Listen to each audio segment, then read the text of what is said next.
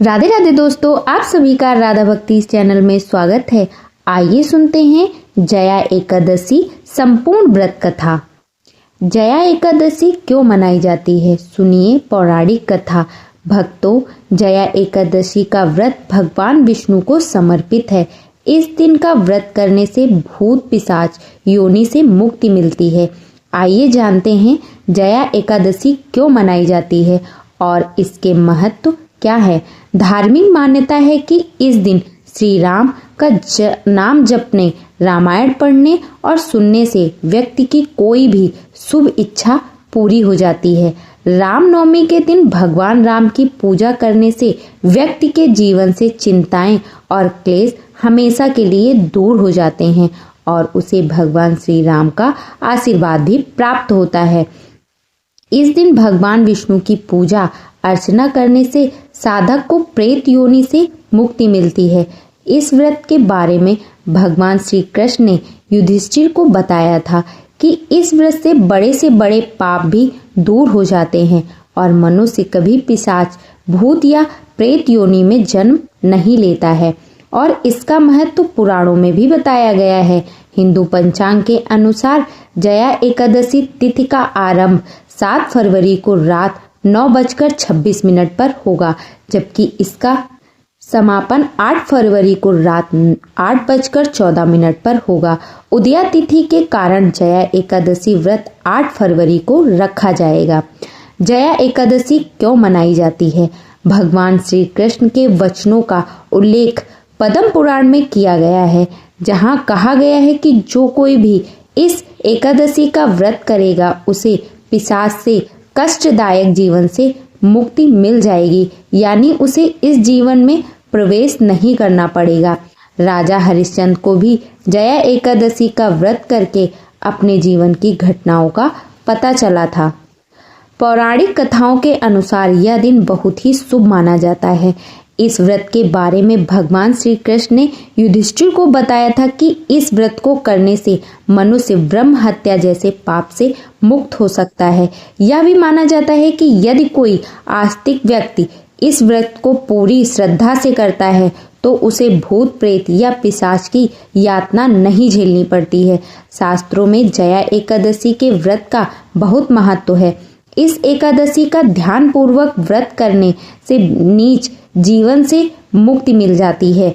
पद्म पुराण के अनुसार श्री कृष्ण ने युधिष्ठिर को एकादशी तिथियों का महत्व समझाते हुए बताया कि जया एकादशी प्राणी के वर्तमान और पिछले जन्म के सभी पापों को दूर करने वाली सर्वोत्तम तिथि है। इस व्रत को करने से प्रेत योनि से मुक्ति मिलती है। इस दिन श्री हरि की विधिवत पूजा करने से साधक को हर पापों से भी मुक्ति मिलती है। भक्तों, अब हम सुनेंगे स्वर्ग में स्थान देने वाली जया एकादशी व्रत की पौराणिक कथा। माघ महीने में षष्टिला और जया एकादशी आती है। दुर्भाग्य, दरिद्रता, कष्टों से मुक्ति तथा मोक्ष प्राप्ति के लिए जया एकादशी व्रत रखा जाता है। पद्म पुराण में वर्णित इस एकादशी की कथा के अनुसार देवराज इंद्र स्वर्ग में राज करते थे और अन्य सब देवगण सुखपूर्वक स्वर्ग में रहते थे। एक समय इंद्र अपनी इच्छा नंदन वन में अप्सराओं के साथ विहार कर रहे थे और गंधर्व गान कर रहे थे। उस गंधर्वों में प्रसिद्ध पुष्पदंत तथा उसकी कन्या पुष्पवती और चित्रसेन तथा उसकी स्त्री मालिनी भी उपस्थित थे। साथ ही मालिनी का पुत्र पुष्पवान और उसका पुत्र माल्यवान भी उपस्थित थे। पुष्पवती गंधर्व कन्या माल्यवान को देखकर उस पर मोहित हो गई और माल्यवान पर काम बाण चलाने लगी। उसने अपने रूप, लावण्य और हाव भाव को माल्यवान को वश में कर लिया। हे राजन, वह पुष्पवती अत्यंत सुंदरी थी। अब वे इंद्र को प्रसन्न करने के लिए गान करने लगी, परंतु परस्पर मोहित हो जाने के कारण उनका चित्त भ्रमित हो गया था। इसके ठीक प्रकार न गाने तथा स्वर ताल ठीक नहीं होने से इंद्र इनके प्रेम को समझ गया और उन्होंने इसमें अपना अपमान समझा और उन्हें श्राप दे दिया। इंद्र ने कहा, हे मूर्खों, तुमने मेरी आज्ञा का उल्लंघन किया है, इसलिए तुम्हारा धिक्कार है। अब तुम दोनों स्त्री पुरुष के रूप में मृत्युलोक में जाकर पिशाच रूप में धारण करो और अपने कर्म का फल भोगो। इंद्र का ऐसा श्राप सुनकर वे अत्यंत दुखी हुए और हिमालय पर्वत पर सुखपूर्वक अपना जीवन व्यतीत करने लगे। उन्हें गंध, रस तथा स्पर्श आदि का कुछ भी ज्ञान नहीं था। वहां उनको महान दुख मिल रहे थे। उन्हें एक क्षण के लिए भी निद्रा नहीं आती थी। उस जगह अत्यंत शीत था, इससे उनके रोंगटे खड़े रहते थे और अत्यंत शीत के कारण दांत बजते रहते थे। एक दिन पिशाच ने अपनी स्त्री से कहा कि पिछले जन्म में हमने ऐसे कौन से पाप किए थे जिसमें हमको यह दुखदायी पिशाच योनि प्राप्त हुई है। इस पिशाच योनि से तो नरक के दुख सहना ही उत्तम है, अतः हमें सब किसी प्रकार का पाप नहीं करना चाहिए। इस प्रकार विचार करते हुए वे अपने दिन व्यतीत कर रहे थे।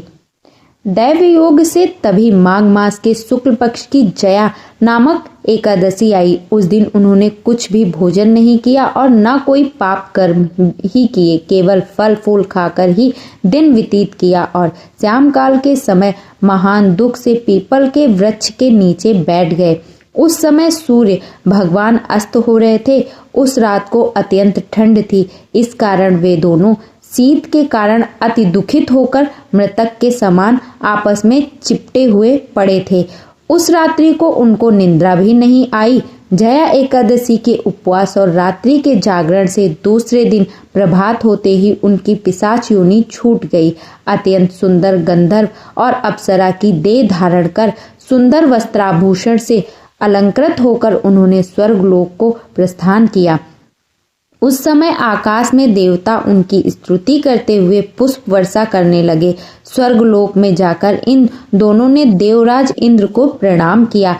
इंद्र इनको पहले रूप में देखकर अत्यंत आश्चर्यचकित हुए और पूछने लगे कि तुमने अपनी पिशाच योनि से किस तरह छुटकारा पाया, सो सब बतलाओ। माल्यवान बोले कि हे देवराज इंद्र, भगवान विष्णु की कृपा और जया एकादशी के व्रत के प्रभाव से ही हमारी पिशाच देह छूटी है। तब इंद्र बोले कि हे माल्यवान, भगवान की कृपा और एकादशी का व्रत करने से न केवल तुम्हारी पिशाच योनि छूट गई, वरन हम लोगों के भी वंदनीय हो गए, क्योंकि विष्णु और शिव के भक्त हम लोगों के वंदनीय हैं, अतः आप धन्य हैं। अब आप पुष्पवती के साथ जाकर विहार करो। अतः इस जया एकादशी के व्रत से बुरी योनि छूट गई। जिस मनुष्य ने इस एकादशी का व्रत किया, उसने मानो सब यज्ञ, जप, दान आदि कर लिए। जो मनुष्य जया एकादशी का व्रत करते हैं, वे अवश्य ही 1000 वर्ष तक स्वर्ग में वास करते हैं। ऐसी इस एकादशी की महिमा है। सबसे पहले एकादशी के दिन, पहले दशमी के दिन संध्या के बाद अन्न भोजन ग्रहण न करे। दूसरे दिन प्रातः ब्रह्म मुहूर्त में उठे और स्नान आदि करके नित्य कर्म से निवृत्त होकर भगवान श्री कृष्ण की मंगला आरती करें। यह आरती आप अपने घर पर या फिर नजदीक के मंदिर में जाकर कर सकते हैं। उसके बाद तुलसी देवी को जल अर्पण करें, उनकी 3 बार प्रदक्षिणा करें और उन्हें प्रणाम करते हुए उनके मंत्र का उच्चारण करें। उसके बाद तुलसी देवी के समक्ष आसन पर बैठकर हरे कृष्ण महामंत्र का अधिक से अधिक बार जाप करें। यह मंत्र आप सभी जानते हैं, हरे कृष्ण हरे कृष्ण हरे हरे राम रामा रामा हरे हरे। एकादशी के दिन उपवास आप अपनी शारीरिक क्षमता के अनुसार अलग अलग प्रकार से कर सकते हैं, जैसे कि संपूर्ण निर्जल उपवास जिसमें अन्न या जल नहीं लिया जाता, या फिर केवल जल के साथ दूध और फल के साथ ही अपने एकादशी प्रसाद दूध फल इत्यादि के साथ। लेकिन सबसे महत्वपूर्ण बात यह है कि इस दिन गेहूं, चावल, दाल, फलियां इत्यादि का भोजन में प्रयोग बिल्कुल ना करें। व्यर्थ ही चर्चा, निंदा, झूठ इत्यादि से बचे और अधिक से अधिक हरे कृष्ण महामंत्र का जाप करें। दूसरे दिन प्रातःकाल उठकर भगवान की मंगला आरती दर्शन करें और व्रत का पारण करते समय प्रसाद के साथ अपना व्रत खोलें। इस दिन यदि संभव हो तो ब्राह्मणों को दान भी करना चाहिए। तो दोस्तों आज की ये कथा आपको कैसी लगी? अगर जो आज की कथा आपको पसंद आई हो तो अपने इस चैनल को लाइक, सब्सक्राइब, शेयर जरूर करें और कमेंट बॉक्स में राधे राधे लिखना ना भूलें।